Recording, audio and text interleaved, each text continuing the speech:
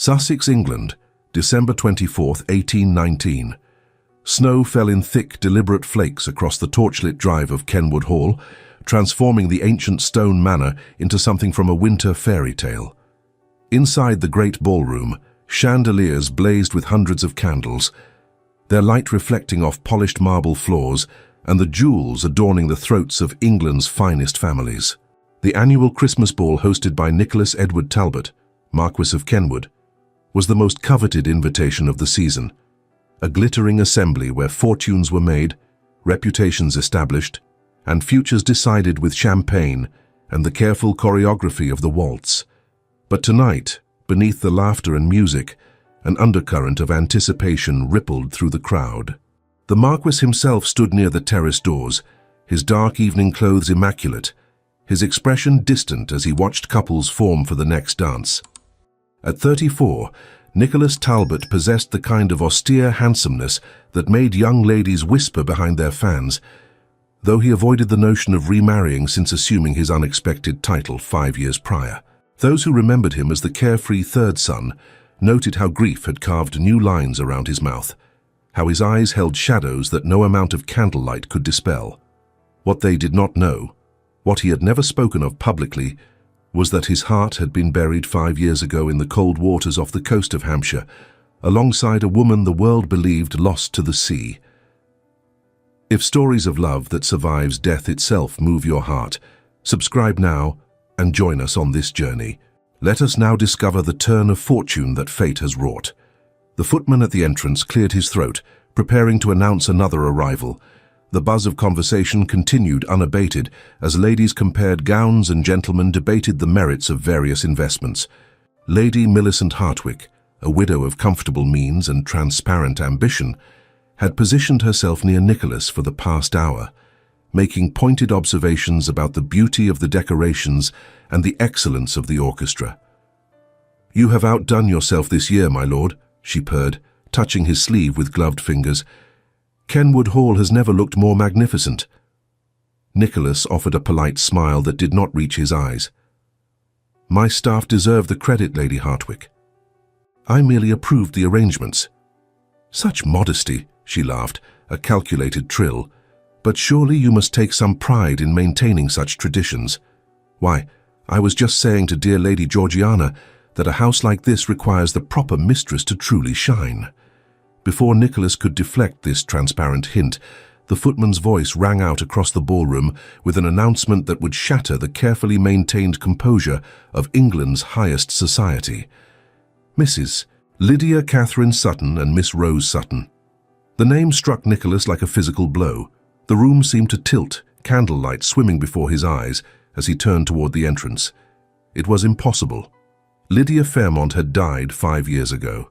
He had searched for her, offered rewards, haunted every coastal village between Portsmouth and Dover. The officials had declared her lost with 46 others when the postal packet went down in that terrible storm. He had mourned her, buried an empty coffin, and finally, painfully, forced himself to continue living in a world without her light. But there, framed in the doorway like an apparition, stood a woman whose face he would have recognized in any crowd, across any distance, despite the passage of 5 impossible years.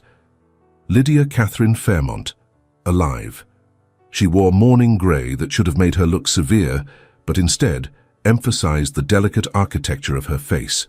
Her dark hair was simply dressed, without the elaborate curls currently in fashion. She held the hand of a small girl with golden curls and solemn eyes, a child perhaps 5 years old, who clutched a worn cloth rabbit and surveyed the glittering assembly with the gravity of someone far older. The ballroom fell silent. Every eye turned from the woman in the doorway to the Marquess, whose face had gone white as the snow falling beyond the windows. Nicholas could not breathe, could not think. The world narrowed to that single point of impossible reality. Lydia, standing not 20 feet away, alive and whole and wearing another man's name like a shroud. Lady Hartwick made a small, shocked sound beside him. Around the room, whispers erupted like wildfire. "But she is dead. The Fairmont girl who drowned. How can this be? Who is that child?" Lydia stood perfectly still, Her chin lifted in that gesture of quiet dignity he remembered so well. Her eyes found his across the crowded room, and he saw in them a mixture of pain, determination, and something that looked terrifyingly like goodbye. He moved before conscious thought, crossing the ballroom floor with long strides that scattered dancing couples like startled birds. People fell back, creating a corridor between them. Dozens of faces turned to witness this impossible reunion. When he reached her, close enough to see the fine lines of grief around her eyes, close enough to catch the faint scent of lavender that had haunted his dreams for 5 years, Nicholas found his voice had abandoned him entirely. He could only stare, drinking in every detail as if to confirm she was truly corporeal, and not some cruel phantom conjured by too much brandy and winter melancholy. It was Lydia who spoke first, her voice low and steady despite the tremor he could see in her hands. "Lord Kenwood," she said, using his title with careful formality, "I apologize for the intrusion. I required an audience, and your Christmas ball seemed the appropriate venue." Her words were ice water on his paralyzed thoughts. An audience? He barely recognized his own voice, rough as gravel. "You have been dead for 5 years, and you appear at my door requiring an audience?" A flush rose in her pale cheeks, but she held his gaze. "I was never dead, my lord, merely lost. And by the time I was found, circumstances had changed considerably for both of us." The small girl tugged at Lydia's hand, and she glanced down with an expression of such tender concern that something cracked in Nicholas's chest. When Lydia looked back at him, her eyes held a silent plea for understanding he was not yet ready to grant. "This is Rose," Lydia said quietly, "my late husband's daughter. I have come to formally reintroduce myself to society, as my situation requires witnesses of quality to establish my position." She paused, then added with devastating honesty, "I did not know you would be here." That last admission, delivered in a tone that suggested she had perhaps hoped to avoid him entirely, struck Nicholas harder than any accusation could have. She had not come seeking him, had not rushed to his door with explanations and tears, had instead arrived in widow's grey, trailing another man's child, to use his ballroom as a stage for her resurrection. "We will speak," he said, his voice sharp enough to cut crystal, "privately. Now." Lydia's expression flickered with something that might have been fear or relief, and she nodded. "Rose will need supervision." "Lady Georgiana," Nicholas called to his sister, who stood frozen near the refreshment table, her hand pressed to her mouth in shock. "Please see that the child is given cake and lemonade in the drawing room." His sister recovered herself admirably. "Of course." She hurried forward, extending a hand to Rose with a gentle smile. "Hello, dear one. Shall we find you something delicious? I believe cook has made gingerbread shaped like Christmas trees." Rose offered Mr. Buttons forward slightly, signaling her trust in the intimidating figure. Rose looked up at Lydia, who nodded encouragingly. "Go with the kind lady, sweetheart. I will come find you very soon." The child went reluctantly, glancing back twice as Lady Georgiana led her from the ballroom. The assembled guests watched in stunned silence as Nicholas placed a hand on Lydia's elbow and guided her toward his study with barely contained fury. Behind them, the whispers exploded into open speculation. Nicholas closed the study door with exaggerated care, afraid that if he slammed it as his rage demanded, he might shatter the fragile reality of her presence. He turned to face the woman who had haunted every dream and waking thought for 5 years, this impossible ghost, wearing mourning silk and carrying the weight of inexplicable betrayal. Lydia stood before his desk, hands clasped tightly at her waist, her posture revealing the rigid self-control of someone preparing for battle. In the warm light of the study's fire, he could see her more clearly. She was thinner than he remembered, her face bearing the marks of hardship he could not begin to imagine, but her eyes held the same fierce intelligence, the same quiet strength that had first captivated him 8 years ago when they met at a country assembly and talked until dawn about poetry and philosophy. "Explain," he commanded, his voice dangerously soft. "Explain how you are standing in my study when I buried you, when I searched every village, every hospital, every godforsaken beach between here and Dover, when I offered enough money to rebuild a cathedral for information about your whereabouts. Explain how you are alive, and I knew nothing of it." Lydia flinched, but did not look away. The packet went down in a storm on November 7th, 1814. I remember boarding in Portsmouth that morning. I remember the wind rising, the terrible pitching of the ship. Then nothing but darkness and cold water. I woke 3 days later in a cottage in Hampshire with no memory of my own name. Nicholas felt the air leave his lungs. Amnesia. For 4 months, she confirmed, a man named Benjamin Sutton found me on the beach more dead than alive. He was a widower, owned a shipyard in Portsmouth, had an infant daughter. He took me to his home, nursed me through fever and pneumonia. His housekeeper was a former midwife who knew herbs and healing. They saved my life, but my memory remained gone. She moved to the window, though there was nothing to see but darkness and falling snow. Her reflection in the glass looked ghostly, insubstantial. Fragments returned slowly. A name here, a face there. By February, I knew my own name. By March, I remembered my father's estate, remembered you. Her voice caught slightly on that last word. I asked for newspapers. That was when I learned you had become Marquess. Your brothers died of typhoid fever while I was lost. The articles mentioned you were in mourning, that you had recently concluded an extensive search for someone who died in the shipwreck. Nicholas gripped the edge of his desk, knuckles white. You knew I had searched. You knew, and yet you did not send word. I was living in the home of a man not my husband, Lydia said, turning to face him.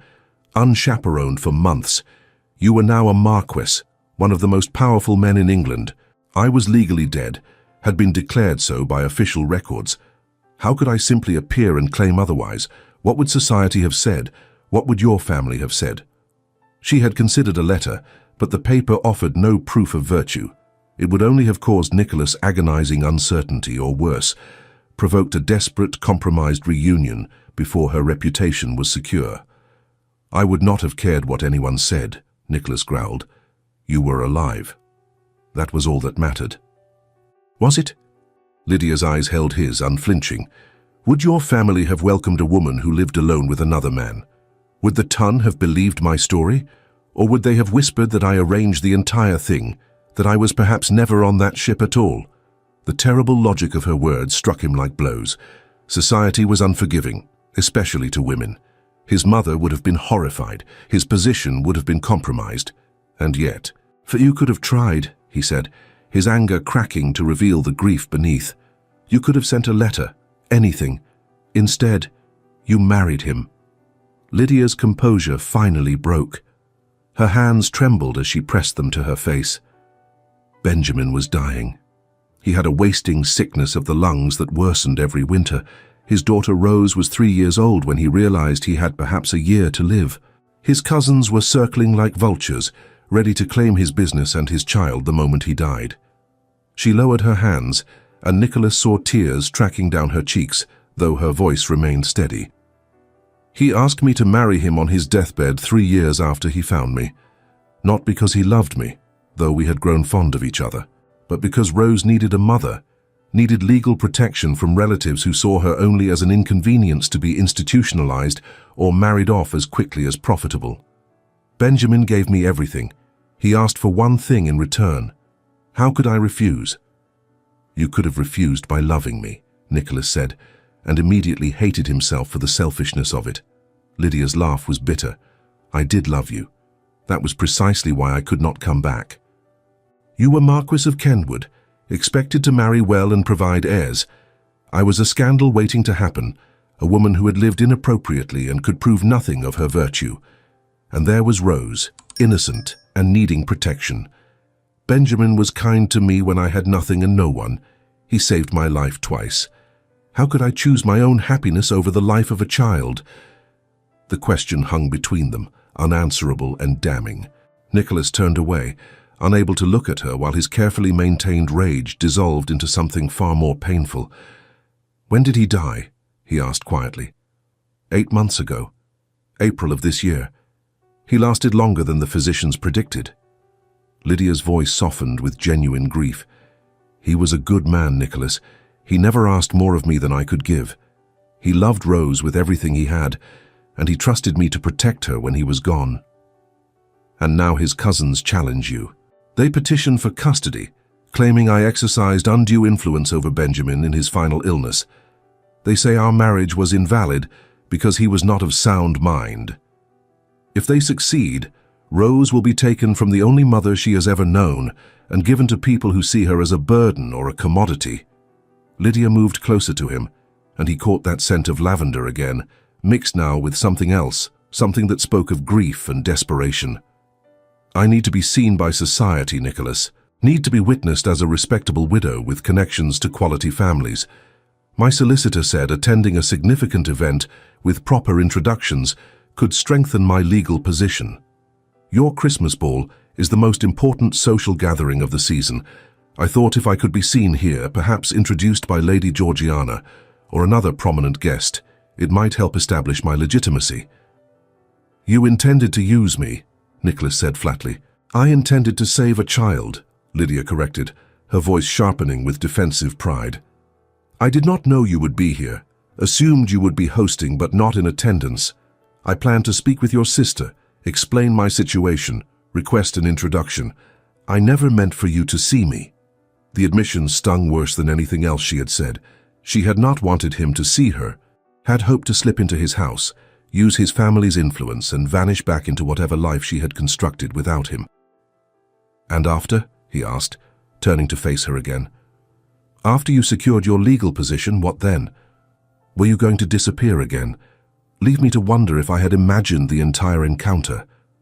Lydia met his gaze, and in her eyes he saw exhaustion and resignation that made her look far older than her 27 years. I did not imagine we would speak again, she said softly. I thought perhaps you had married. Thought certainly you had moved forward with your life.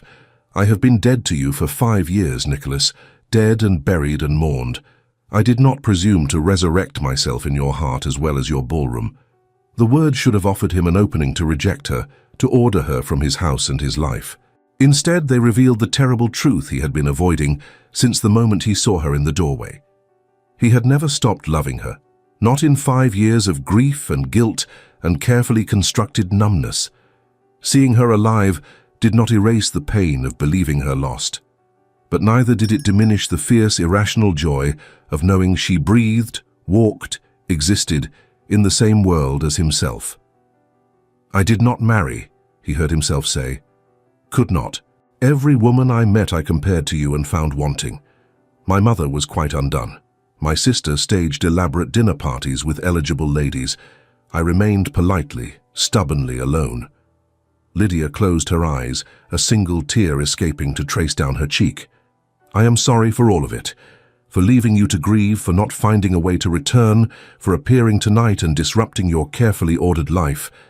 I am so profoundly sorry. The distance between them seemed suddenly unbearable. Nicholas crossed it in 3 strides, stopping only when he was close enough to see the fine grain of her skin, the small scar above her left eyebrow that was new since he last saw her. I searched for you, he said, his voice rough with suppressed emotion. For 8 months I did nothing but search. I offered rewards large enough to support a family for years. I interviewed survivors, combed beaches, haunted every inn and boarding house. I would not believe you were gone until I had no choice. I know, Lydia whispered. Benjamin told me. He saw the notices, knew you were searching for someone lost in the wreck. He asked if I was that person. I could not remember, and by the time I could, you had stopped searching. You had returned to Kenwood. The papers said you were fulfilling your duties as Marquess. I thought you had accepted it. I never accepted it. I merely learned to survive it. They stood so close now that he could feel the warmth of her breath, see the rapid pulse at the base of her throat. Every instinct demanded he pull her into his arms, confirm her solidity, her reality. But between them stood 5 years of grief, a dead man's kindness, and a small girl who needed a mother more than he needed resolution. What happens now? Lydia asked, her voice barely audible. With us, I mean. If there is still an us to consider. Nicholas forced himself to step back, to think rather than simply feel. Now we return to the ballroom. You will be properly introduced to society. My family will vouch for your character and your history. We will make it impossible for anyone to question your respectability or your rights as Rose's mother. Lydia blinked, clearly having expected rejection rather than alliance. You would do that after everything? I would do that because a child's future should not be destroyed by adults' failures, Nicholas said firmly. Rose did not choose her circumstances any more than you or I did. If society's approval can protect her, then society will approve, I promise you that. Relief and gratitude warred across Lydia's face, followed swiftly by wariness. And what would you ask in return? The question revealed how thoroughly she expected the world to demand payment for kindness. Nicholas felt anger stir anew, not at her, but at every circumstance that had taught her to expect conditional compassion. I ask nothing, he said coldly, except perhaps that you remain in Sussex long enough for the legal matters to be settled. If you flee back to Hampshire tomorrow, my assistance will have been for nothing. Lydia nodded slowly. I have taken rooms at the village inn. Rose and I can stay as long as necessary. Nonsense, you will stay here at Kenwood Hall. Guest quarters are extensive and entirely proper. Lady Georgiana will be delighted to have company, and Rose will be more comfortable than at an inn. He could see her preparing to refuse, to maintain the careful distance she had constructed between her new life and her lost past. But practical concerns won over pride. Very well, she agreed quietly. Thank you, my lord. Your generosity is more than I deserve. Stop calling me that. The words came out sharper than he intended. You called me Nicholas once. The title has not changed who I am, only what I am required to do. Something flickered in Lydia's eyes, too complex to name. You have changed, she said. You are harder now, more careful. The Nicholas I knew would have raged and thrown things. This controlled fury is somehow worse. The Nicholas you knew was a third son with no responsibilities beyond his own amusement, he replied. That man died when my brothers did. What remains is someone who understands duty and obligation, even when they taste like poison. Before Lydia could respond, a soft knock sounded at the study door. Lady Georgiana entered without waiting for permission, her expression a mixture of curiosity and concern. Forgive the interruption, she said, her eyes moving between her brother and Lydia with keen intelligence. But the guests are becoming restless with speculation. Lady Millicent has been spreading the most absurd theories, and I thought perhaps we might address the situation before rumors become completely unmanageable. Nicholas nodded, grateful for his sister's practical nature. An excellent suggestion. Mrs. Sutton has agreed to stay at Kenwood Hall while certain legal matters are concluded. I trust you will assist her in settling Rose and herself comfortably. Georgiana's face lit with genuine pleasure. I would be delighted, and the child is utterly charming. She has been telling me about her cloth rabbit's adventures with great solemnity. Her smile softened as she looked at Lydia. You are very welcome here, Mrs. Sutton. Any friend of my brother's is family to me. The simple kindness seemed to undo Lydia's composure more effectively than Nicholas's anger had. She blinked rapidly, clearly fighting tears. You are very kind, Lady Georgiana. More than I expected or deserve. Nonsense, Georgiana said briskly, taking Lydia's arm. Now let us return to the ballroom and show all those gossiping cats that whatever happened in the past, you are here now and under Kenwood's protection. That should silence most of the speculation. As they moved toward the door, Nicholas caught Lydia's hand, stopping her for one more moment. She looked back, questioning.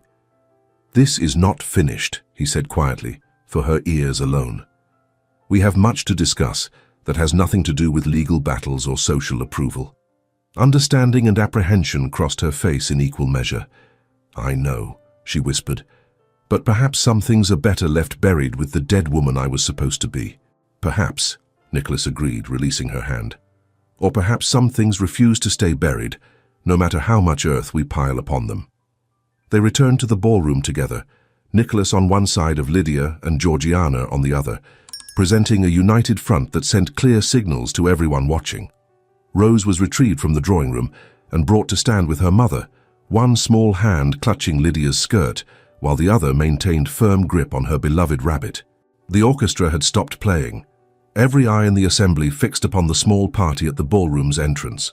Nicholas could feel the weight of speculation, curiosity, and in some cases, barely concealed hostility.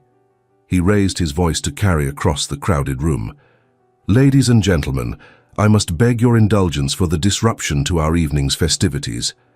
As you have no doubt observed, we have been graced with the return of someone long believed lost to us. Many of you may remember Miss Lydia Fairmont, daughter of the late Mr. Charles Fairmont of Hartwell Manor. She was among those declared dead in the tragic wreck of the Portsmouth packet 5 years past. Gasps and murmurs rippled through the assembly. Several ladies clutched their fans as if the news required smelling salts. Gentlemen exchanged glances of surprise and speculation. Nicholas continued, his tone brooking no argument. Miss Fairmont survived that disaster, through circumstances I shall not detail publicly, as they involve considerable suffering and loss of memory. She has since married and been tragically widowed. She now stands before you as Mrs. Lydia Sutton, mother to young Rose and deserving of every courtesy and respect this company can offer. He let his gaze sweep the room, meeting the eyes of the most influential guests with deliberate challenge.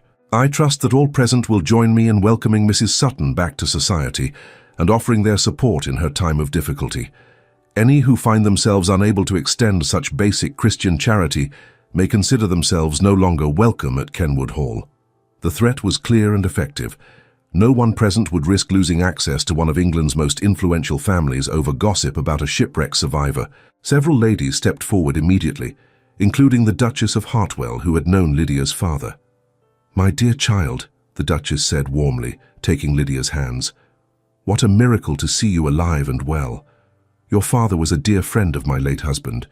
You must call upon me tomorrow and tell me everything of your adventures, and this precious girl." She smiled at Rose, who had retreated partially behind Lydia's skirts. "She has your eyes, has she not?" The implication that Rose might be Lydia's natural daughter was generous fiction, and Lydia seized upon it gratefully. "She is my heart," she said simply, which had the virtue of being absolutely true. Other guests followed the Duchess's lead, approaching to offer welcome and condolences in equal measure. Lady Millicent maintained stiff distance, her expression suggesting she had swallowed something sour. But the general tide of acceptance was unmistakable, particularly after Lady Georgiana announced that Mrs. Sutton and her daughter would be staying at Kenwood Hall for the foreseeable future. The orchestra resumed playing. Couples returned to dancing. The evening continued as if the very foundations of Nicholas's carefully reconstructed world had not just been shattered and rebuilt in the space of an hour. Rose, overwhelmed by the noise and strangers, began to droop against Lydia's side. Nicholas noticed and gestured to the footman. "Please have Mrs. Henderson prepare the blue guest suite and the adjoining nursery. Mrs. Sutton and Miss Rose will be retiring shortly." Lydia shot him a grateful glance. "Thank you. Rose is not accustomed to such late hours or such crowds. I will show you to your rooms," Georgiana offered, already moving to take Rose's hand. "Come along, little one. I believe there is warm milk and gingerbread waiting for you upstairs." As they prepared to depart, Nicholas found himself reluctant to let Lydia leave his sight, irrational as that impulse was. 5 years of believing her dead had created a superstitious fear that if he looked away, she might vanish like morning mist. "Rest well," he said formally. "We will speak again tomorrow regarding the legal proceedings." Lydia nodded, her exhaustion now evident in every line of her posture. "Good night, Lord Kenwood, and thank you for everything." She followed Georgiana from the ballroom, Rose leaning heavily against her side, leaving Nicholas to face the remainder of his guests alone. He accepted congratulations and fielded questions with practiced smoothness, revealing nothing of the tempest raging beneath his controlled exterior. The ball continued until the small hours of Christmas morning. When the last guest had departed and the servants had begun clearing away the remnants of celebration, Nicholas retreated to his study with a decanter of brandy and the crushing weight of impossible complications. Lydia was alive. That single fact should have been cause for pure joy. Instead, it brought with it a tangled knot of grief, anger, betrayal, and beneath it all, the stubborn insistence of love that refused to die despite having every reasonable excuse to do so. She had married another man, had made a life without him, had a child even if not by blood who called her mother and looked to her for protection. 5 years was not a lifetime, but it was long enough to change everything. The girl he had loved was gone, replaced by this woman in widow's grey who carried scars he could not see and responsibilities he could not dismiss. And yet, when she looked at him, he saw echoes of the girl who had stayed up until dawn debating philosophy, who had laughed at his terrible poetry and challenged his assumptions about everything he thought he knew. She was still there, beneath the armor of grief and necessity. Still Lydia, still the woman who had captured his heart so completely that 5 years of determined effort had not succeeded in reclaiming it. The question was what to do with that knowledge now that she had returned from the dead. Christmas morning dawned bright and cold, the snow from the previous night blanketing Kenwood Hall's extensive grounds in pristine white. Nicholas had slept poorly and rose early, finding his study still reeking of brandy fumes and regret. He was reviewing correspondence when Georgiana entered without knocking, a habit that usually irritated him, but today he found oddly comforting. "She is awake," his sister announced, settling into the chair opposite his desk. "I have ordered breakfast sent to her room as the child is still sleeping." Nicholas set aside his letters. How does she seem? Exhausted, frightened, trying desperately not to show either.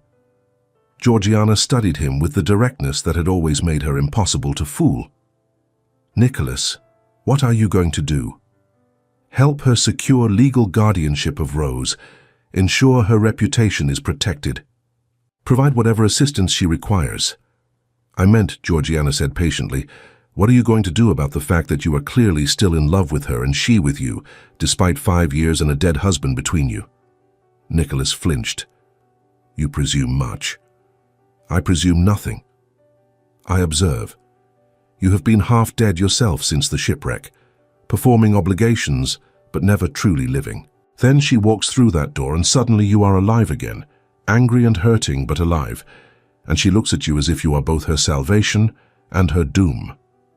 "She made choices," Nicholas said, hearing the defensiveness in his own voice. "She could have returned to me. She chose differently." "She chose a dying man's child over her own happiness," Georgiana corrected. "That is not exactly a character flaw, brother. Rather the opposite." Nicholas rose, restless, and moved to the window. The gardens lay peaceful and perfect under their blanket of snow. "What would you have me do? Court a woman in mourning? Propose marriage 8 months after her husband's death? Society would be scandalized." "Society was prepared to believe she conspired in her own disappearance until you vouched for her," Georgiana pointed out. "Your position grants considerable freedom to disregard conventional opinion when circumstances warrant. And what of her wishes? Perhaps she has no desire to resurrect what we had. Perhaps 5 years is too long and we are strangers now." "Then you will know that," Georgiana said gently. "But you will never know unless you ask. And Nicholas, you have been grieving her for 5 years. Do not waste the miracle of her return by being too proud or too cautious to discover if what you had can be rebuilt." Before he could respond, a knock sounded at the study door. The butler entered, bearing a sealed letter on a silver tray. "This just arrived by special messenger, my lord. The rider said it was urgent." Nicholas took the letter, noting the legal seal with a sinking feeling. He broke it open and read quickly, his expression darkening with each line. "What is it?" Georgiana asked, reading his face. "The Sutton cousins have accelerated their petition," Nicholas said grimly. "A hearing has been scheduled for January 2nd in London. They are arguing that Mrs. Sutton, being formally declared legally dead, has no standing to claim guardianship. Furthermore, they suggest that her marriage to Benjamin Sutton was invalid because she was using a false identity, having been officially recorded as deceased." "That is absurd," Georgiana protested. "She had amnesia. She did not fraudulently claim to be alive. Legal proceedings are rarely concerned with justice, only precedent and procedure," Nicholas said, already moving toward the door. "Lydia must be informed immediately. She will need the best solicitors in London, and the case must be prepared with extreme care." He found Lydia in the blue guest suite, seated in a window seat that overlooked the snow-covered gardens. She wore a simple morning dress in dark grey, her hair loosely pinned. The vulnerability of her unguarded expression soft with thought and sadness, made her look heartbreakingly young. She turned as he entered, and her face immediately composed itself into polite inquiry. The transformation from vulnerability to controlled courtesy was so swift, it made him ache. "Lord Kenwood, I did not expect to see you so early. Rose is still sleeping." "I bring news," Nicholas said, holding up the letter. "Your legal situation has become more complicated." He explained the contents of the letter, watching her face pale with each revelation. When he finished, she sat very still, hands clenched in her lap. "They mean to take her," she said quietly. "They will argue I am not even legally alive, therefore not legally married, therefore not legally Rose's mother. It is elegant in its cruelty." "We will fight it," Nicholas said firmly. "I have already sent for the finest solicitors in London.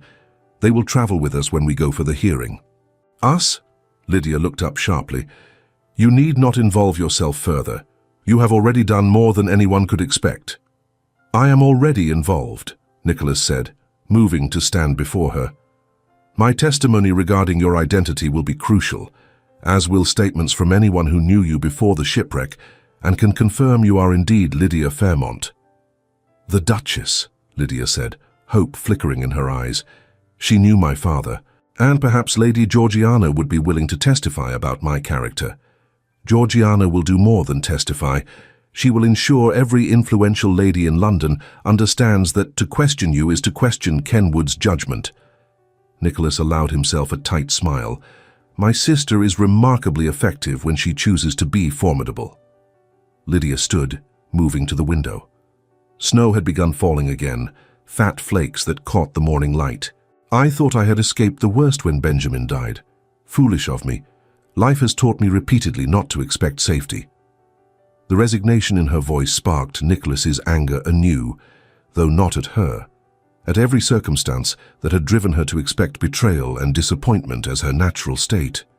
"You will win this," he said, "not because life is fair, but because we will make it impossible for anyone to rule otherwise. Rose will remain with you. That I promise." Lydia turned from the window, and the look she gave him held such complex emotion he could not name all its components. Gratitude, certainly. Fear, possibly. But underneath, something that looked dangerously like hope. "Why are you doing this?" she asked. "You owe me nothing. If anything, I owe you apologies enough to fill the rest of my life. Yet you defend me, shelter me, promise assistance as if I have any right to claim it." Nicholas crossed to her, stopping close enough that he could see the gold flecks in her hazel eyes, the small freckles across her nose that powder could not quite hide. "Do you truly not know?" he asked quietly. She shook her head, not trusting her voice. "Because 5 years ago I loved you more than I had ever loved anything in my life," he said, the words raw and honest. "Because I searched until I had no hope left, and even then I could not quite stop hoping. Because seeing you walk through that door alive and whole felt like every prayer I ever sent into the void, finally receiving answer." Tears spilled down Lydia's cheeks, though she made no sound. "Nicholas, I do not know what we are now," he continued, "or what we might become. Too much has changed and we are not who we were. But I know that child deserves a mother who loves her, and you are that mother. Everything else we can determine later." "There may be no later," Lydia said, her voice breaking. "If I lose Rose, I will have nothing left. Benjamin trusted me to protect her. It was his dying wish, if I fail him." "You will not fail," Nicholas interrupted. "I will not allow it. We will go to London after Christmas. We will face these cousins in court, and we will ensure that Rose remains exactly where she belongs." A soft sound from the adjoining nursery made them both turn. Rose appeared in the doorway, still in her nightgown, her cloth rabbit clutched under one arm and sleep tousling her golden curls. "Mama," she said uncertainly, then noticed Nicholas and moved instinctively closer to Lydia. "Who is the man?" Lydia knelt, opening her arms, and Rose ran into them with the absolute trust of a loved child. "This is Lord Kenwood, sweetheart. He is an old friend who is helping us. You remember we talked about the nice man who would make sure you stay with Mama?" Rose studied Nicholas with solemn consideration, then surprised him by asking, "Do you like rabbits?" "I have always been fond of them," Nicholas said gravely, matching her serious tone. "Particularly rabbits who are well-traveled and wise." "Mr. Buttons is very wise," Rose agreed. "Papa gave him to me before he went to heaven. He said Mr. Buttons would help me be brave." Something in Nicholas's chest cracked at the matter-of-fact way this small child discussed death and separation. She could not be more than 5, yet she spoke of loss with the unsuitable awareness of mortality and disappointment. "Your papa was right," Nicholas said gently, "and I think Mr. Buttons is doing an excellent job." Rose nodded, satisfied with this assessment, then looked up at Lydia. "Can we have breakfast? Lady Georgiana promised there would be jam." "Lady Georgiana is very kind," Lydia said, standing and taking Rose's hand. "Let us get you dressed first, then we shall go find that jam." Nicholas watched them retreat to the nursery, hearing Rose's chatter about gingerbread and snow, and whether Mr. Buttons would like Christmas presents. The easy affection between woman and child was evident in every gesture, every tone. Whatever else might be uncertain, Lydia's love for Rose was absolute. And that, Nicholas realized, was precisely what made this situation so impossible. He could not simply reclaim what he had lost 5 years ago, could not court Lydia as if Benjamin Sutton had never existed, as if Rose were not woven permanently into the fabric of her life. Any future that included Lydia necessarily included Rose. The question was whether he could accept that, whether he could love not just the woman, but the family she had become. He could. He loved the woman, and thus he accepted the family she had become. Christmas Day passed quietly. Georgiana insisted they attend church services in the village, where Lydia's presence caused another stir of speculation and surprise. But with Nicholas on one side and the Duchess of Hartwell on the other, even the most dedicated gossips could do little but whisper behind gloved hands. Rose was fascinated by the church's stained glass windows and the elaborate nativity scene, asking questions in her clear, piping voice that made several elderly ladies smile indulgently. She sat between Lydia and Georgiana during the service, remarkably well behaved for such a young child. Afterward, they returned to Kenwood Hall for Christmas dinner, a smaller affair than the previous night's ball, but still formal enough that Rose's eyes grew round at the elaborate table settings and endless courses. "Is this what lords eat every day?" she whispered to Lydia, loud enough that everyone heard. "Only on special occasions," Georgiana said with a laugh. "Most days we make do with only 6 or 7 courses instead of 12. Rose considered this gravely. "That still seems like quite a lot." "Indeed it does," Nicholas agreed, earning a surprised smile from the child. He found himself watching Lydia throughout the meal, noting how she managed her grief with practiced grace, how she attended to Rose while maintaining appropriate social interaction with his family. She was exhausted. He could see it in the fine lines around her eyes, the way she occasionally seemed to drift away mid-conversation, but she never let her composure slip entirely. After dinner, Georgiana suggested they retire to the drawing room for gifts. Rose's excitement at this prospect was the first truly childlike emotion Nicholas had seen from her, and it made him realize how much weight this small person carried, how aware she was of her precarious position. The staff had prepared a few simple gifts for Rose at Georgiana's direction: a new doll, a picture book of animals, a warm cloak in dark blue wool. Rose's delight was disproportionate to the value of the gifts, and her careful thank yous to everyone present spoke to Lydia's attention to teaching proper manners. "And this," Georgiana said, producing one final package, "is for your mama, from all of us, welcoming her to Kenwood Hall." Lydia's hands trembled slightly as she unwrapped the gift. Inside was a beautifully bound journal and a set of fine pens. "For writing your story," Georgiana explained. "Whatever you wish to remember or record." "It is too much," Lydia protested, but her eyes had filled with tears. "Nonsense," Georgiana said firmly. "Every story deserves to be told, especially the ones that seem impossible." That evening, after Rose had been settled in the nursery with her new treasures, Nicholas found Lydia in the library, curled in a chair before the fire with the journal open on her lap. She had not yet written anything, simply sat staring at its pages remaining resolutely bare, as if they held answers to questions she had not yet learned to ask. "May I join you?" he asked from the doorway. She nodded, and he settled into the chair opposite, content for a moment simply to share the silence. The fire crackled peacefully. Outside, fresh snow continued to fall, transforming the world into something clean and new. "I have been thinking," Lydia said eventually, "about what you said earlier, about 5 years changing everything." "I should not have been so blunt," Nicholas began, but she shook her head. "No, you were right. We are not who we were. I am not the girl you loved, and you are not the man I left behind. Perhaps that is as it should be. Perhaps what we had was always meant to be a beautiful memory rather than a future." The resignation in her voice ignited something fierce in Nicholas's chest. "Or perhaps," he countered, "what we had was strong enough to survive 5 years and death itself. Perhaps we have been given an impossible second chance, and the only real question is whether we have courage enough to take it." Lydia looked up, meeting his eyes. "I am not free, Nicholas. I am in mourning, legally entangled, and responsible for a child who has lost too much already. Any relationship between us would be complicated beyond measure and scandalous beyond bearing." "I am well aware," Nicholas said. "I am also aware that I have spent 5 years existing in a world without you, and I have no inclination to prolong that painful absence. If complications and scandal are the price of having you in my life again, I find I am willing to pay it." "Rose comes with me," Lydia said, her voice firm despite its tremor. "Wherever I go, whatever I do, she is part of that. I will not abandon her for anyone, not even you." "I would not ask you to," Nicholas said immediately. "Rose needs you and you clearly love her. That is not an obstacle. It is simply a fact to be incorporated into whatever future we might build." Hope and fear warred across Lydia's face. "You do not know what you are saying.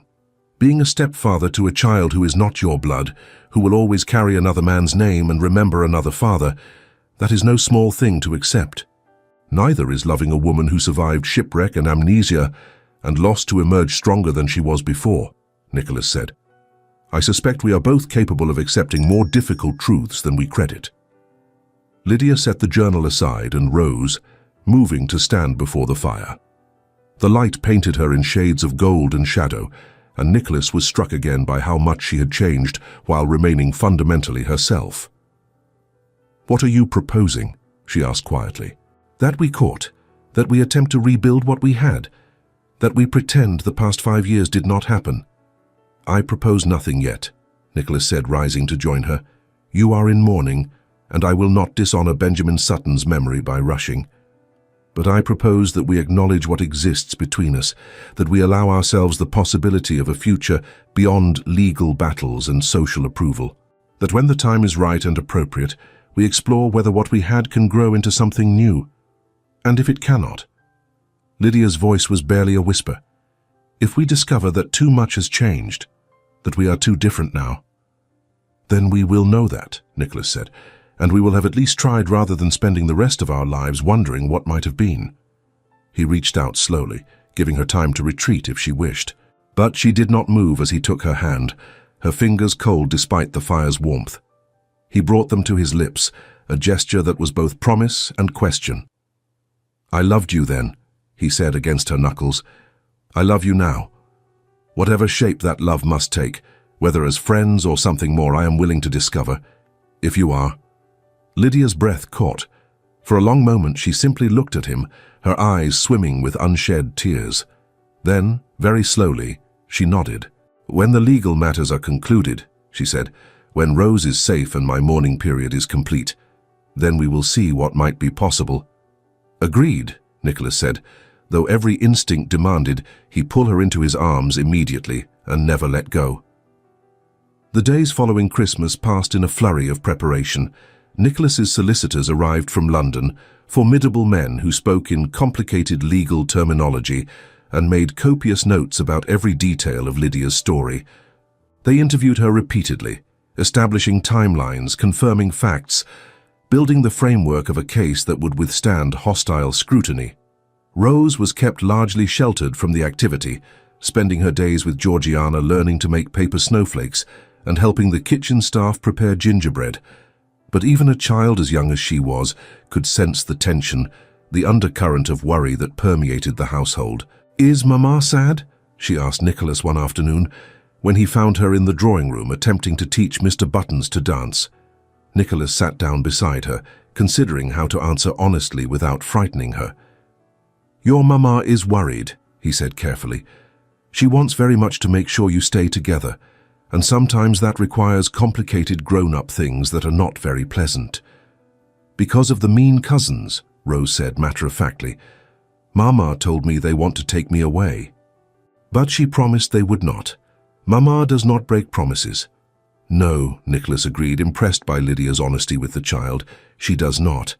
And I have promised to help her, which means you will definitely stay together." Rose studied him with those solemn eyes that seemed far too old for her small face. "Papa Benjamin promised too. Then he died. Sometimes people break promises even when they do not mean to." The observation was devastatingly astute.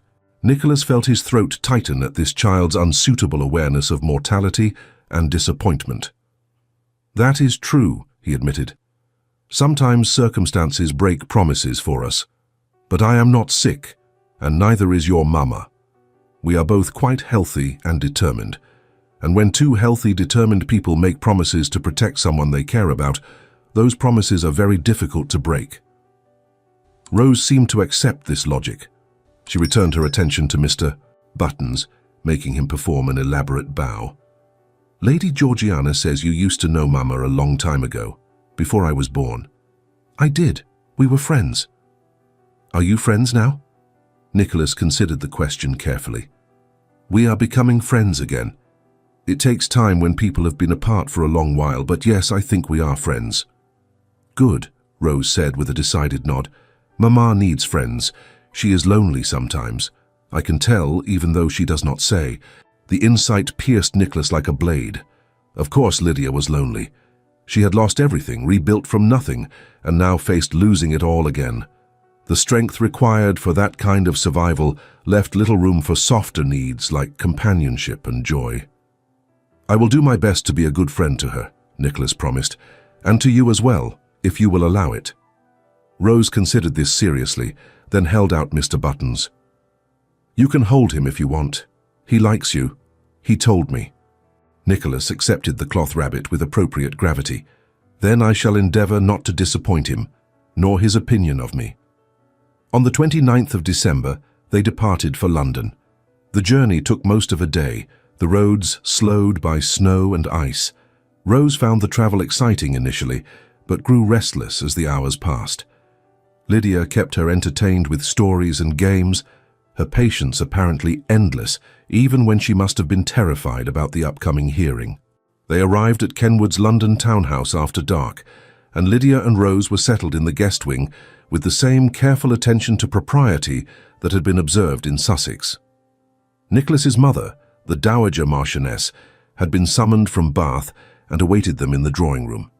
She was a formidable woman, tall and silver-haired, with the kind of presence that made people straighten their spines and mind their manners. She studied Lydia with frank curiosity when Nicholas made introductions. "So you are the girl my son mourned for 5 years," she said without preamble. "Forgive me if I seem less than immediately welcoming. I watched him nearly destroy himself with grief. I am not certain I wish to see that happen again." "Mother," Nicholas said warningly, but Lydia held up a hand. "You need not apologize, Lady Kenwood," she said with quiet dignity. "You are right to be cautious. I disappeared without explanation and returned with complications. I would not welcome me either if I were in your position." The Dowager's expression softened slightly at this honesty. "At least you are not a simpering fool. That is something." She turned her attention to Rose, who had hidden behind Lydia's skirts at this stern examination. "And you, child? What is your name?" "Rose Sutton, ma'am," Rose said, her voice very small. "And this is Mr. Buttons." "A rabbit," the Dowager observed. "How practical. Rabbits are quiet and require no feeding, much more sensible than a puppy." "Papa gave him to me," Rose said, gaining courage. "He is very old and very wise." "All the best rabbits are," the Dowager agreed with unexpected gentleness. "You may call me Lady Althea, as I suspect we shall be seeing quite a lot of each other. Nicholas, ring for tea. If we are to face unpleasant legal proceedings tomorrow, we should at least do so properly fortified. The hearing was scheduled for the morning of January 2nd at the Court of Chancery. Nicholas had arranged for the finest barristers in London, men who could pass the complicated intersection of maritime law, marriage law, and questions of identity with surgical precision. The night before, unable to sleep, Nicholas found Lydia in the townhouse library, much as he had found her at Kenwood. She sat before the fire, the journal Georgiana had given her open on her lap, its pages remaining resolutely bare. "Cannot write?" he asked, settling into the chair beside her. "Cannot think what to say," Lydia admitted. "How does one begin to put such a story into words? Where does it even start? With the shipwreck, with meeting you 8 years ago, with Benjamin finding me on the beach?" "Perhaps it starts with tomorrow," Nicholas suggested. "With what comes next rather than what came before." Lydia shook her head. "I am terrified, Nicholas, not just of losing Rose, though that fear is overwhelming enough, but of everything else, of what happens if we win, of the future that means I must navigate, of whether I have strength enough to keep standing." "You do," Nicholas said with absolute certainty. "You survived shipwreck and amnesia. You rebuilt yourself from nothing. You loved a dying man's child enough to make her your own. You are the strongest person I have ever known, even if you cannot see it." "I do not feel strong," Lydia whispered. "I feel like I am held together with string and prayers, and any moment now I will simply collapse." Nicholas reached over and took her hand, lacing their fingers together. "Then lean on me. That is what I am here for. You have carried everything alone for so long. Let someone else share the weight." Lydia looked at their joined hands, then up at his face. In the firelight, her eyes held something raw and desperate. "If I let myself need you and then lose you again, I do not think I could survive it." "You will not lose me," Nicholas said. "Not to death, not to circumstance, not to scandal or complication. I am here and I am staying, that I promise." "You cannot promise that, no one can." "Perhaps not," Nicholas conceded. "But I can promise to try with every resource at my disposal, and my resources are considerable." That surprised a laugh from her, brief and startled. "The arrogance of aristocracy. The confidence of someone who has already lost everything once and refuses to do so again," Nicholas corrected. He raised her hand to his lips once more, holding her gaze. "We will win tomorrow. Rose will remain with you, and then we will begin the complicated business of discovering what future we might build." "I want to believe you," Lydia said softly. "Then believe me. Trust me. Let me help carry what you cannot hold alone." They sat together in silence after that, hands linked, watching the fire burn down to embers. Whatever tomorrow brought, at least they would face it together, rather than alone in their separate griefs. The Court of Chancery was everything one might expect of English legal proceedings, dusty, ornate, and filled with men in elaborate robes who spoke in language designed more to confuse than clarify. The Sutton cousins had engaged their own barristers, and the battle lines were drawn with ruthless precision. Rose was not required to attend, having been left with Georgiana and the Dowager at the townhouse. Lydia sat ramrod straight in the gallery, her dark morning gown and simple bonnet making her look young and vulnerable, despite her 27 years. The cousins' argument was viciously elegant. They claimed that Lydia Fairmont had been legally declared dead in 1814. Therefore, any marriage contracted after that date under the name Lydia Fairmont was invalid, as one cannot marry a legal non-person. Furthermore, they suggested that Mrs. Sutton had taken advantage of Benjamin's illness to manipulate him into marriage and secure his estate for herself. Nicholas's barristers countered with medical testimony, confirming Lydia's amnesia, statements from the Portsmouth doctor who had treated her, and most devastatingly, a letter from Benjamin Sutton himself, written to his solicitor 2 weeks before his death. The letter was clear and unambiguous. Benjamin had explained his reasons for marriage, his awareness of his impending death, his absolute clarity of mind regarding Rose's need for protection. He had explicitly stated that Lydia had never asked for anything, that the marriage had been his idea, and that he trusted her completely to guard his daughter's future. The judge, a severe man with white hair and penetrating eyes, read the letter twice. Then he looked at the Sutton cousins with something approaching contempt. "It appears," he said dryly, "that the deceased had considerable faith in Mrs. Sutton's character and maternal capabilities. Unless you have evidence of actual wrongdoing beyond speculation about legal technicalities, I see no reason to overturn his clearly stated wishes." The cousin's barrister attempted to press the case, arguing about proper procedure and the sanctity of legal death declarations. But the judge was unmoved. "Mrs. Sutton," he said, addressing Lydia directly, "please stand." Lydia rose, her hands trembling slightly, but her voice steady as she acknowledged him. "Yes, my lord. You survived a shipwreck that killed 46 people. You lost your memory, your identity, your entire life as you knew it. When your memory returned, you discovered you had been legally declared dead. Rather than fighting that declaration and causing scandal, you chose to remain in obscurity to spare your family and friends the complication of your resurrection. Is that accurate?" "Yes, my lord." "And Mr. Benjamin Sutton found you, nursed you to health, and eventually proposed marriage not from romantic passion, but from practical necessity to protect his daughter. You accepted knowing he was dying, understanding you would soon be a widow, responsible for a child not your own blood. Is that also accurate?" "Yes, my lord." The judge nodded slowly. "Madam, I have presided over this court for 30 years. In that time, I have seen every form of deception, manipulation, and fraud imaginable. What I see in you is not a fortune hunter or manipulator, but a woman who has been dealt an impossibly difficult hand and played it with as much grace and honor as circumstances allowed." He turned to the cousin's barrister. "Your petition for custody is denied. Mrs. Sutton is and shall remain the legal guardian of Rose Sutton. Furthermore, any future attempts to challenge this arrangement will be viewed with extreme prejudice by this court. Do I make myself clear?" The barrister, recognizing defeat, bowed stiffly. "Perfectly clear, my lord." "Then this hearing is concluded. Mrs. Sutton, you are free to take your daughter home." The relief that flooded through Lydia was visible even from across the courtroom. She swayed slightly, and Nicholas rose from his seat in the gallery to steady her before she could fall. Around them, the courtroom erupted in whispers, but he paid them no mind. "It is over," he said quietly. "Rose is yours. No one can take her from you." Lydia looked up at him, tears streaming down her face, and for the first time since she had appeared in his ballroom, allowed herself to be vulnerable. "Thank you," she whispered. "Thank you." They returned to the townhouse to find Rose anxiously awaiting them. Mr. Buttons clutched tight against her chest. When she saw Lydia, she flew across the entrance hall and into her arms with a cry of, "Mama!"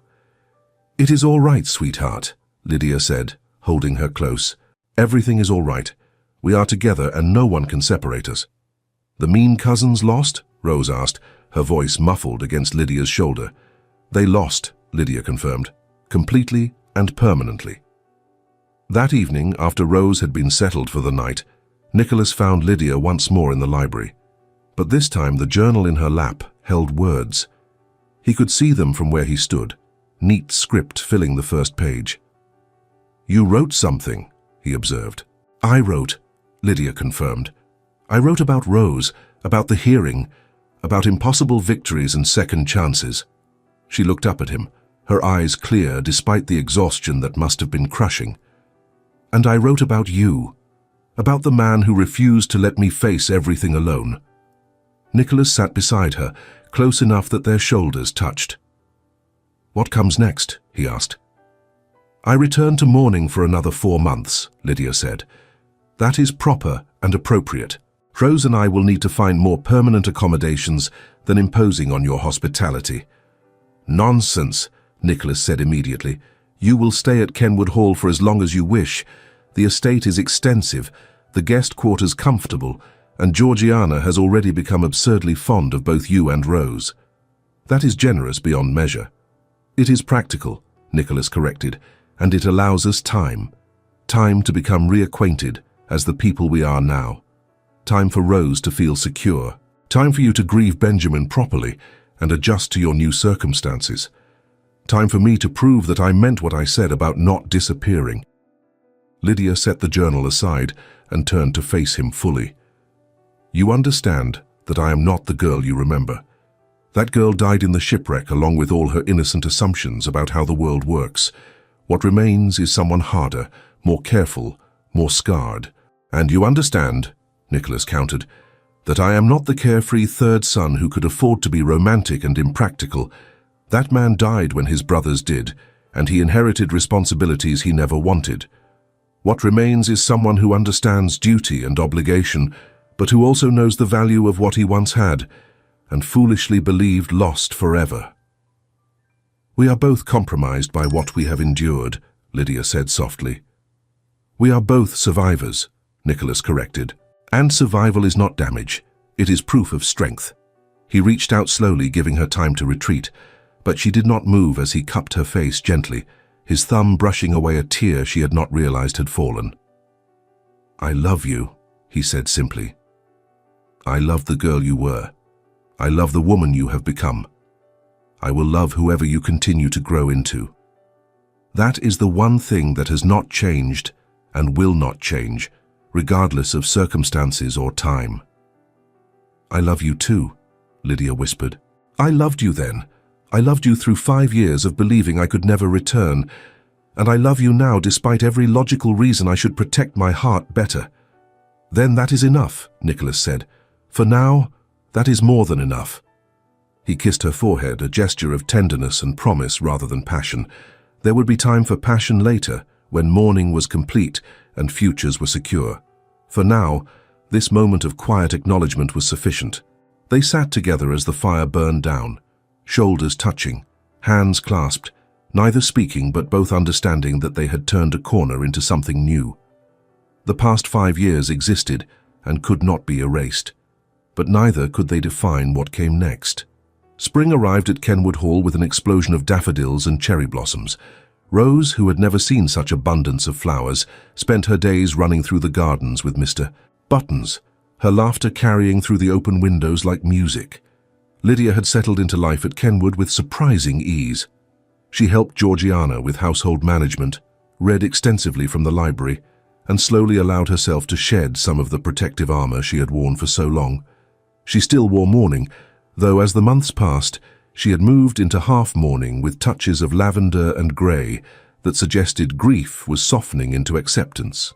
Nicholas courted her carefully and properly, always conscious of propriety and her need for time. They walked in the gardens together, chaperoned by Georgiana or the Dowager. They discussed books and politics and philosophy as they once had, rediscovering the intellectual connection that had first drawn them together. Slowly, carefully, they rebuilt trust and understanding. Rose, observing all of this with a child's uncanny perception, asked Lydia one morning in May, "Is Lord Kenwood going to be my new papa?" Lydia, who had been helping her plant a small herb garden, sat back on her heels in surprise. "What makes you ask that, sweetheart?" "He looks at you the way Papa Benjamin used to look at me," Rose said matter-of-factly.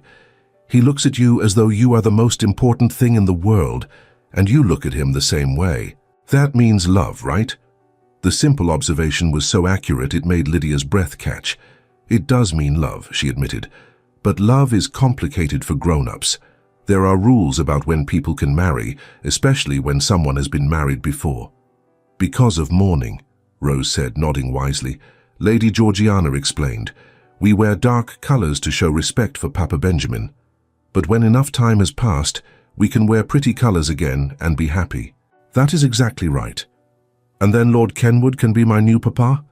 Lydia pulled Rose into her lap, holding her close. "If that is something you would want, and if he asks, and if I say yes. Would you want that, Rose? Would you be happy if Lord Kenwood became part of our family?" Rose nodded against her shoulder. "He is kind, and he makes you smile more. You did not smile much before we came here." I noticed. The tears that filled Lydia's eyes were not from grief, but from overwhelming gratitude for this perceptive, generous child who had been placed in her care. "I love you very much, Rose. You know that, do you not?" "I know," Rose said simply. You are my mama. Not my born mama, but my heart mama. That is better because you chose me. It was Georgiana who finally addressed the situation directly in late May, cornering Nicholas in his study one afternoon when Lydia and Rose had gone to the village with the dowager. You are going to propose, she said without preamble. The question is when and how.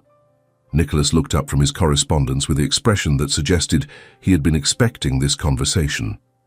Her mourning period ends in June. I thought perhaps after that. That is only 3 weeks away, Georgiana pointed out. Have you prepared? Do you have a ring?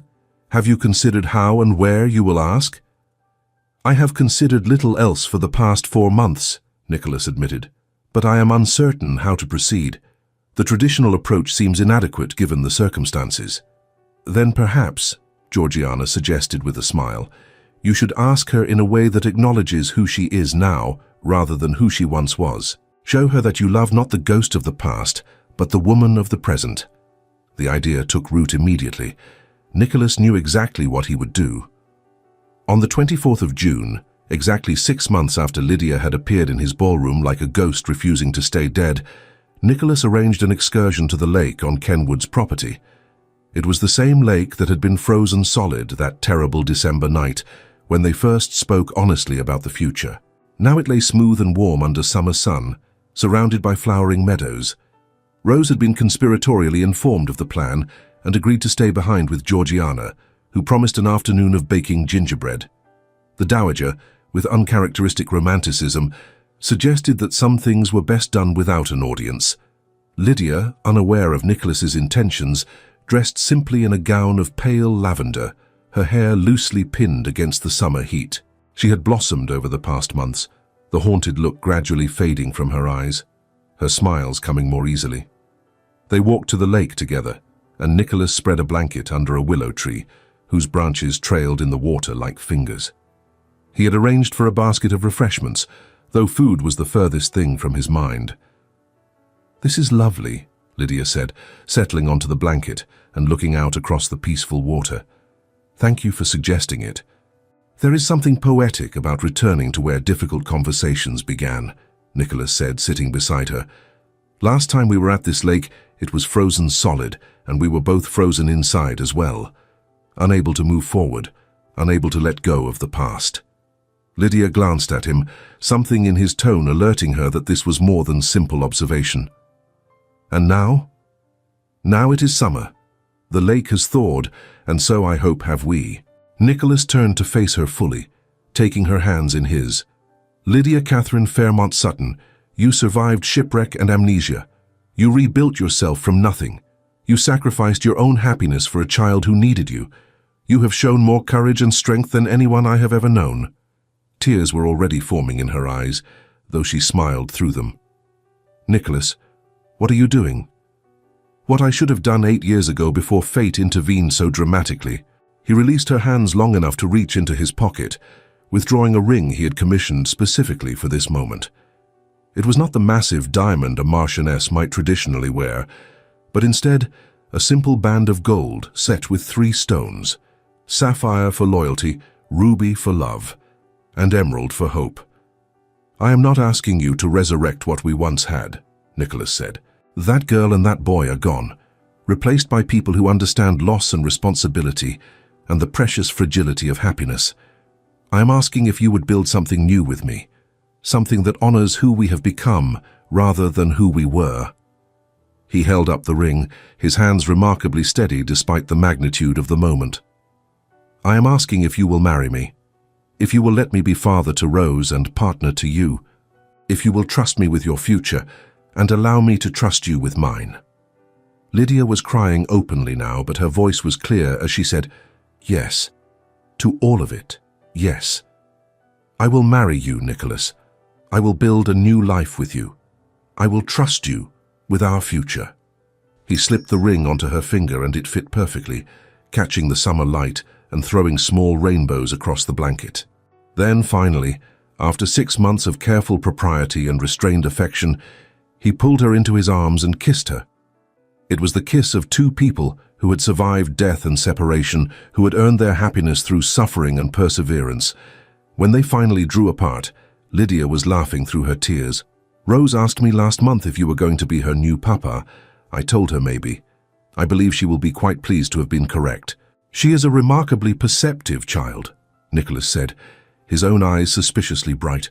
"I have already asked her permission, you know. 2 weeks ago, when you were visiting the Duchess, I explained that I wished to marry her mamma and be a real father to her if she would allow it. She said, and I quote, 'That would be acceptable as long as I understood that Mr. Buttons must also be part of the family.'" Lydia dissolved into genuine laughter. "She negotiated for her rabbit. That is my daughter." "Our daughter," Nicholas corrected gently, "if you will allow me that honor." "Our daughter," Lydia agreed, and the rightness of it settled over them both like a blessing. They returned to Kenwood Hall hand in hand, and Rose's squeal of delight when she saw the ring was heard throughout the house. She ran to Nicholas and threw her arms around his legs with unreserved delight that she would be embraced. "You are going to be my papa," she announced. "I knew it. I told Mama weeks ago." "You were quite correct," Nicholas said seriously, lifting her into his arms. "And I promise to be the very best papa I can be. Though I warn you, I have never done this before, so you may need to teach me." "That is all right," Rose assured him. "Mama had never been a mama before either, and she is very good at it. You will learn." The simple faith in that statement made Nicholas's throat tight. This child, who had lost her birth mother as an infant and her father to illness, accepted him into her small family with the easy confidence of someone who had been loved well and truly. The wedding was planned for December, a full year after Lydia's return from the dead. The symmetry pleased everyone, and it allowed time for preparations appropriate to a marquis's marriage, while avoiding any hint of unseemly haste. The months passed in a blur of happiness that felt almost surreal after so many years of grief and struggle. Lydia worked with the Dowager and Georgiana to plan the wedding, though she insisted on keeping it relatively small and intimate, rather than the massive society event they might have staged. "I have already had one wedding conducted in haste under difficult circumstances," she explained. "This time I want only people who genuinely care about us, not everyone who wishes to be seen at a marquis's wedding." Nicholas supported her completely in this, though he did insist on certain accommodations. "The Duchess of Hartwell must be invited. She has been your champion from the beginning, and the judge who ruled in your favor, I believe he would appreciate seeing the happy ending his decision enabled."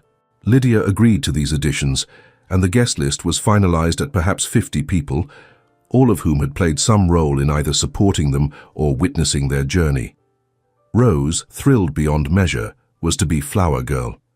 She practiced walking sedately with a basket of rose petals for weeks, though she inevitably ended up running and scattering them with wild abandon. No one minded. The ceremony itself was scheduled for the afternoon of December 24th, exactly 1 year after Lydia had walked back into Nicholas's life. A Christmas Eve wedding seemed fitting, a celebration of new beginnings, wrapped in the symbolism of hope and renewal. The morning of the wedding dawned clear and cold, with fresh snow falling softly across Kenwood Hall's grounds. Lydia woke in the room she had occupied for nearly a year, the last morning she would sleep there as an unmarried woman. Georgiana and the Dowager helped her dress, though she had chosen a gown that was elegant but not ostentatious. Pale blue silk that caught the winter light with simple pearl embroidery. An antique locket from her deceased father rested at her throat. Her hair dressed softly with small white flowers. "You look beautiful," Georgiana said, tears in her eyes. "Like someone who has weathered storms and emerged into sunlight." "I feel beautiful," Lydia admitted. "For the first time in years, I feel like I am exactly where I am meant to be." Rose appeared in the doorway, already dressed in her flower girl gown of white velvet. "Mama, you look like a princess. Papa Nicholas is going to forget how to talk when he sees you." "Papa Nicholas," the Dowager repeated with satisfaction. "I like that very much indeed. My son gains a wife and I gain a granddaughter. Rather an excellent arrangement all around." They processed down to the chapel, where 50 guests waited in candlelit warmth. Nicholas stood at the altar with his best man, looking impossibly handsome in formal dark blue. But when Lydia entered and their eyes met, she saw the same overwhelming relief and joy she felt herself. They had made it, against all odds, Through shipwreck and death and legal battles and social complications, they had arrived at this moment together. Rose proceeded down the aisle with great dignity, scattering rose petals with only moderate enthusiasm. Then Lydia followed, walking alone because there was no father to give her away, but holding her head high because she was giving herself, which seemed more honest anyway. When she reached Nicholas, he took her hands and whispered, "You came back to me. You actually came back." "I never really left," Lydia whispered in return. "Not where it mattered." The ceremony was brief and traditional, the vicar speaking of love and commitment and the sacred bond of marriage. But when it came time for Nicholas to say his vows, he departed from the traditional script. "I vow to love you in sickness and health, in joy and sorrow, through every circumstance life brings," he said, his voice carrying clearly through the chapel. "I vow to be father to Rose with the same dedication you have shown as her mother. I vow to remember that you survived impossibilities to be here, and never take for granted the gift of your presence. And I vow that whether we have 1 year together or 50, I will make every day worthy of the journey it took to arrive at this sacred altar." Lydia's voice trembled as she responded with her own vows. "I vow to love you with the whole of who I am now, not who I once was. I vow to seek our future in hope, not in the shadows of what was lost. I vow to trust you with my heart, my daughter, and my dreams. And I vow that whether storms come or sunshine prevails, I will face it all at your side, as partner and equal and beloved wife." The vicar pronounced them married, and when Nicholas kissed his bride, the assembled guests erupted in applause and cheers that echoed through the small chapel. The wedding breakfast was held in Kenwood's great hall, transformed with evergreen boughs and winter flowers. Rose sat between her parents at the head table, beaming with pleasure and occasionally feeding bits of cake to Mr. Buttons when she thought no one was looking. The Duchess of Hartwell stood to make a toast, her voice ringing with genuine emotion. "I have known this family for 40 years.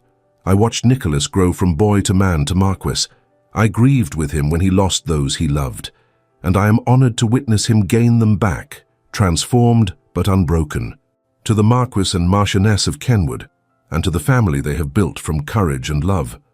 Later, as evening fell and guests began to depart, Nicholas found Lydia in the same window seat where he had first found her the morning after the Christmas ball. She was watching snowfall, Rose asleep against her shoulder, utterly exhausted from the excitement of the day. "Happy?" he asked, settling beside them. "Absurdly so," Lydia admitted. "I keep expecting to wake and find this is a dream, that I'm still in Benjamin's cottage in Portsmouth, and none of this has happened." "It is not a dream," Nicholas assured her, wrapping his arm around both wife and daughter. "This is real. You are the Marchioness of Kenwood. Rose is officially my daughter through adoption papers finalized last week. We are a family, strange and cobbled together though we may be. My solicitors have confirmed that even with Rose adopted, the title requires an heir of my blood. But Rose is the daughter of my heart. The rest is simply duty that can wait." "The best families are," Lydia said softly. She looked at him, her eyes reflecting firelight and happiness. "Thank you for not giving up on me, for waiting, for loving not just me but her as well." "Thank you," Nicholas countered, "for surviving, for being strong enough to choose life even when it seemed impossibly difficult, for giving me a second chance at happiness I never thought to have again." Rose stirred in her sleep, mumbling something about rabbits and snow.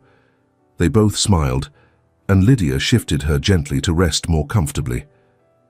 "She asked me yesterday," Lydia said, "if we could visit Papa Benjamin's grave in the spring. She wants to tell him about you, make sure he knows she is happy and loved." Nicholas felt his throat tighten. "Of course we will. He gave me everything I hold most precious. The least I can do is ensure his memory is honored as he deserves." They sat together in comfortable silence, watching snow transform the world outside into something clean and new. A year ago, Lydia had appeared like a ghost at a Christmas ball, bringing with her complications and impossibilities. Now she sat here as his wife, their daughter sleeping peacefully between them, and the future stretched ahead full of promise rather than grief. "What are you thinking?" Lydia asked softly. Nicholas considered the question carefully. "I am thinking," he said finally, "that some stories refuse to end when they are supposed to. Some love survives shipwrecks and death and 5 years of separation. And families, I believe, are built not from blood, but from choice, courage, and refusal to surrender to despair." "That is quite philosophical for a wedding night," Lydia teased gently. "I am a marquis," Nicholas replied with mock dignity. "We are expected to be occasionally profound." Lydia laughed, the sound soft so as not to wake Rose. "Well then, Marquis, what profound wisdom do you have about our future?" Nicholas pulled them both closer, feeling the solid reality of wife and daughter, the warmth of family, hard-won and precious beyond measure. "Only this," he said, "that whatever comes, we face it together. That we have already survived the worst life can throw at us and emerged stronger. And that every day from this moment forward is a gift we earned through refusal to surrender." "I can live with that wisdom," Lydia said, resting her head on his shoulder.